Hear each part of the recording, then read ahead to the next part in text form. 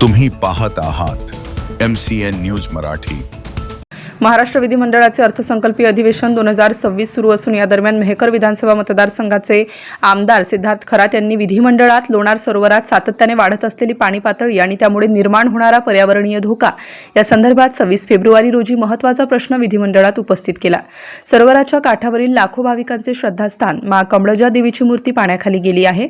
मंदिरातील पाणी काढण्यासाठी जिल्हाधिकारी बुलढाणा यांचे स्तरावरून प्रयत्न सुरू असून याकडे माझे व्यक्तिशः लक्ष असताना वन विभाग व पुरातत्व विभाग या दोन विभागांचा एकमेकांशी ताळमेळ अजिबात नसल्याने सदर प्रकरणी विलंब होत असल्याचे मत व्यक्त करत यावेळी आमदार सिद्धार्थ खरात यांनी व्यक्त केलं। ऐतिहासिक अशा लोणार सरोवरातील वाढती पाणी पातळी ही चिंतेची बाब असून यामुळे पर्यटनासोबत जीवसृष्टीला धोका निर्माण झाल्याने याकडे राज्य शासनाने तात्काळ लक्ष देण्याची मागणी आमदार खरात यांनी या प्रसंगी केली। MCN न्यूज मराठीकरिता भूषण शेटे, लोणार।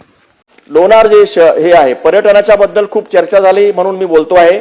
लोणारला आता बरेचसे विषय त्यावर मी सविस्तर चर्चा करीन। अगदी तातडीचा मुद्दा असा आहे की लोणार सरोवरामध्ये जे काही पाण्याची पातळी खूप वाढते आहे आणि त्याच्यात तिथे जी कमळजा माता मंदिर आहे किंवा आणखी जे मंदिर आहे ते मंदिर पाण्यामध्ये डुबलेले आहे।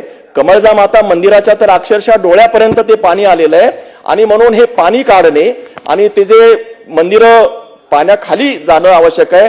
यासाठी जिल्हाधिकारी यांच्याकडून प्रयत्न करण्यात येत आहे। माझा सुद्धा संपर्क आहे। मात्र त्याच्यामध्ये वन विभाग, वन्यजीव विभाग ज्याला म्हणतो आपण, तो विभाग आणि पुरातत्व खात्यामध्ये अजिबात कोऑर्डिनेशन नाही। माझी या निमित्तानं या सभागृहाला विनंती आहे की तातडीनं या विषयात लक्ष घालावं आणि जे काही पाणी वाढतंय ते पाणी जे वाढतंय पाण्याची पातळी कमी करण्यासाठी शासनानं पावलं उचलावीत। मला अध्यक्ष महोदय आपण बोलण्यासाठी वेळ दिला, संधी दिली। उर्वरित मुद्दे मी नंतरच्या याच्यामध्ये मांडील। आपण मला संधी दिली त्याबद्दल मी आपले आभार मानतो। धन्यवाद। जय हिंद, जय महाराष्ट्र।